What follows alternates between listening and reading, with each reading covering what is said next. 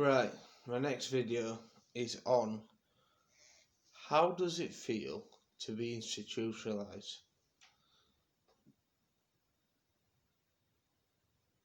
People who don't like swear words close their ears or cover them. It is absolutely shit. The reason being, when you're on the outside, you decide who you live with, you decide who you are seen with, you decide who you talk with when you go outside for a smoke. You decide these things. When you're in hospital and you're detained under the Mental Health Act, you don't get a say in it all, and that is the hardest part because you're around people that aren't like you, and I can't go into any more detail than that. Sadly, to kind of validate what I'm saying. There's the odd few that I can get on with quite well, but in general, a lot of men on one ward. It's just like Alpha Central, you know what I mean? It's like everyone's just trying to be top man.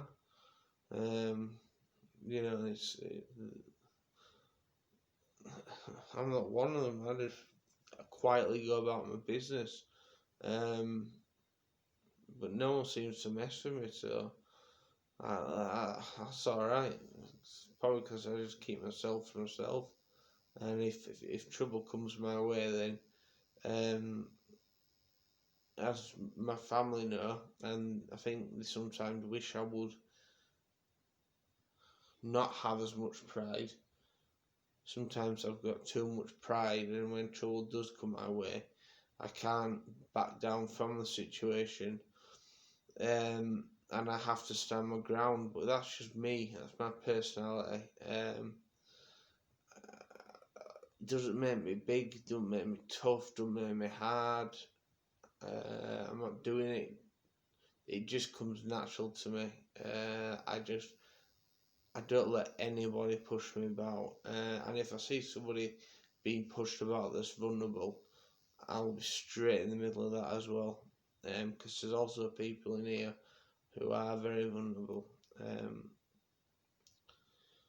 So you've got all these different dimensions to deal with. It's so difficult to keep up with. Honestly, like you just like banging your head against a wall sometimes. Like it's an absolute nightmare.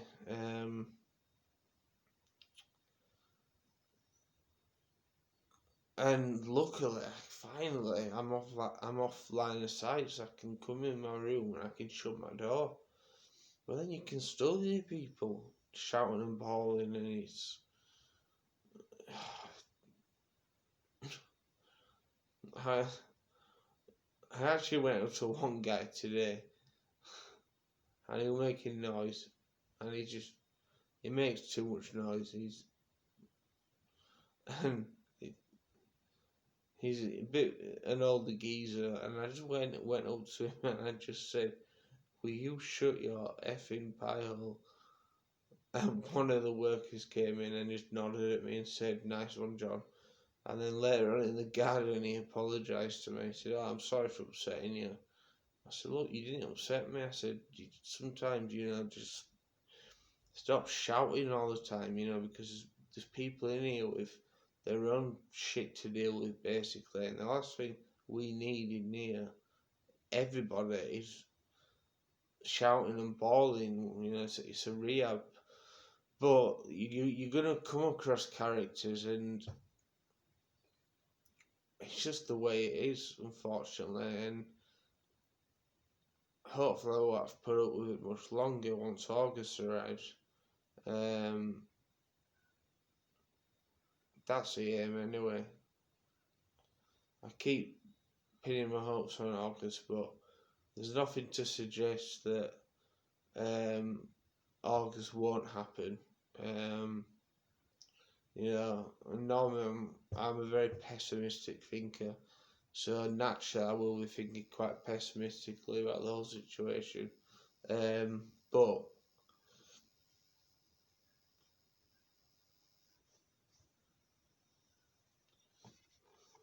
we shall see. Um,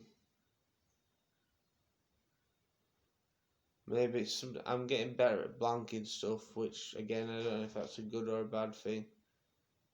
Probably a bad thing. See, it's like I do one good thing and one bad thing, and you just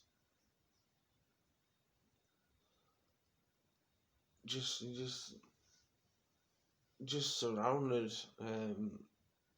You're just surrounded in an environment that isn't homely. Um, and when you're away from all your family and your friends, it's very isolating, especially all this, with all the COVID stuff going on.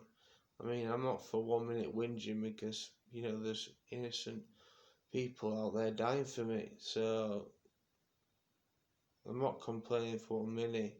But in the context of the video about institutionalised, that is one of the downfalls. You miss your family like hell, and I know it's only a 20-mile drive down the motorway, but still, it's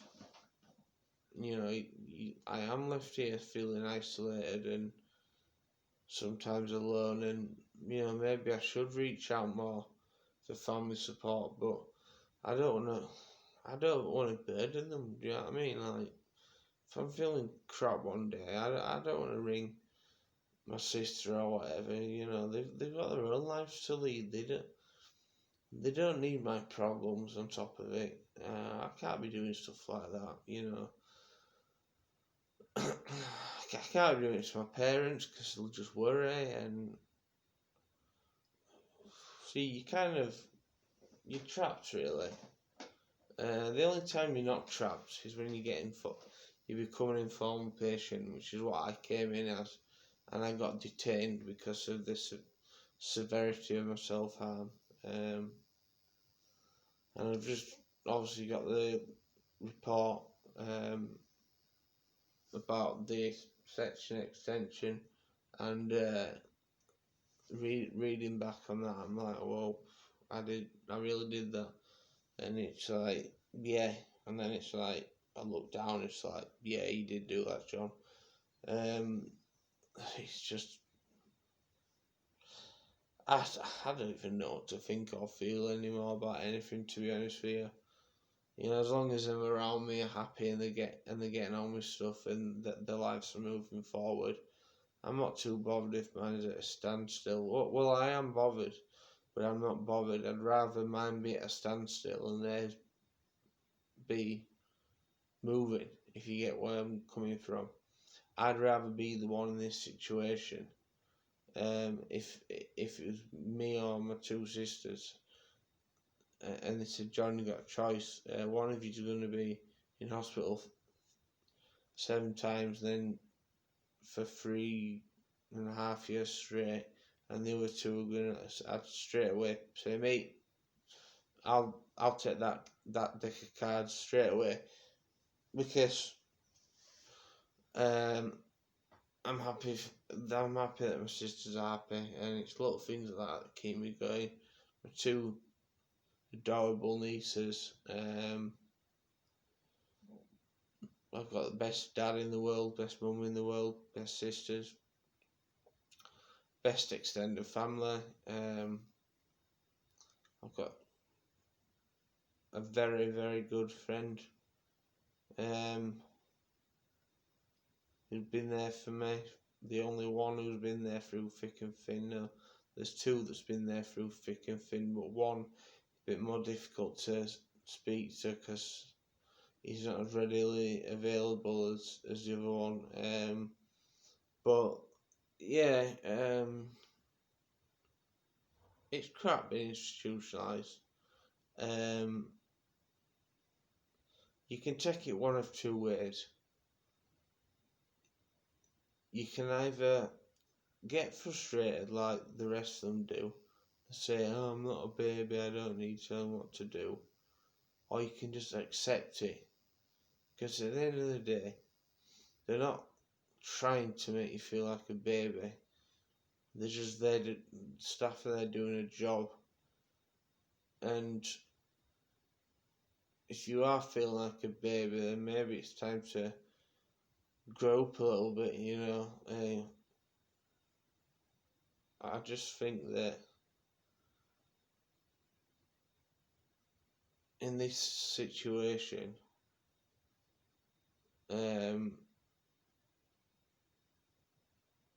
most important thing is to stay in the moment and just be there with yourself and try not to worry about what's going on around you, which is hard because if you walk out your bedroom door and there's a scrap going on and there's no one about, you know, you're instinctively gonna jump in to split it up. Well, I am anyway. Others wouldn't, but I would. So sometimes, you know, you can't avoid it even if you really want to. It's impossible. You can just do your best and try, but then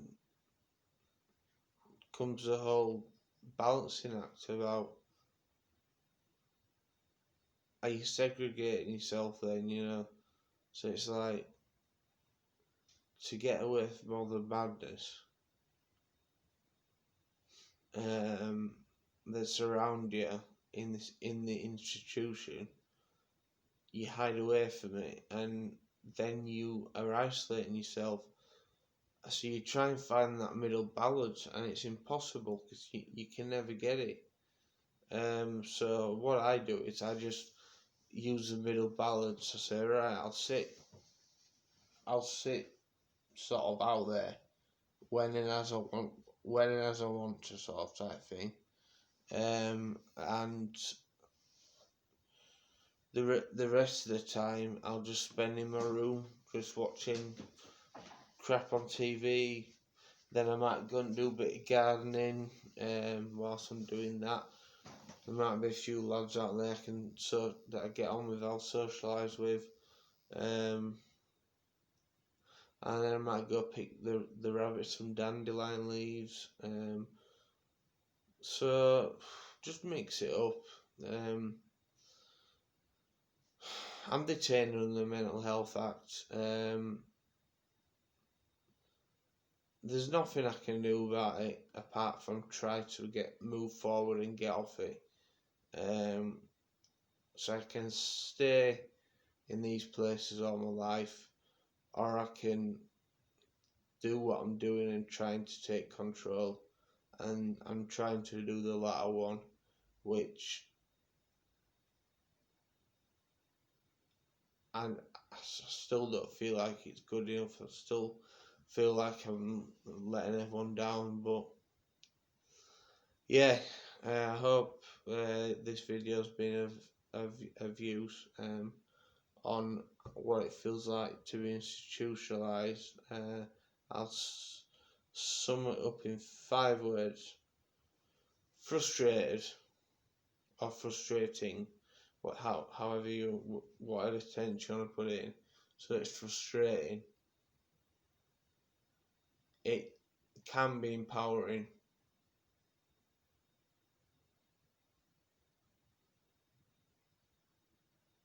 It can make you feel alone. When I say 5 words, 5 things, it can make you feel alone.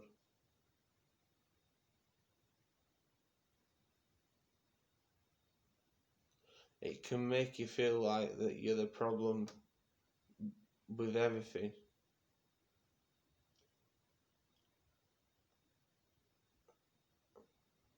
And it makes you feel guilty for putting your family and friends through it. I think that's 5. Yeah, I think it is. Right, on that note, I'm going to get off because I've got a dry mouth. I need to get some water down. Thanks for listening to my babble, and I hope it's been of some use. Bye bye.